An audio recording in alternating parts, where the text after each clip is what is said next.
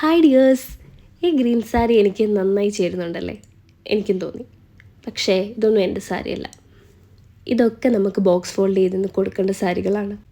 സാരി എങ്ങനെ ഡ്രേപ്പ് ചെയ്യണം എന്നൊക്കെ ഉള്ളത് ഓരോരുത്തരുടെ ഇഷ്ടമാണ്. ചിലർക്ക് നന്നായിട്ട് പ്ലീറ്റ്സൊക്കെ എടുത്ത് സാരി ഡ്രേപ്പ് ചെയ്യാൻ ഇഷ്ടമായിരിക്കും. ചിലർ വൺ സൈഡ് ആയിരിക്കും കൂടുതൽ പ്രിഫർ ചെയ്യുന്നത്. ചിലർക്ക് കുറച്ച് മെസ്സി ആയിട്ടുള്ള സാരി ഡ്രേപ്പിംഗ് ആയിരിക്കും ഇഷ്ടം. അങ്ങനെ പല തരത്തിൽ നമുക്ക് സാരി ഡ്രേപ്പ് ചെയ്യാൻ പറ്റും.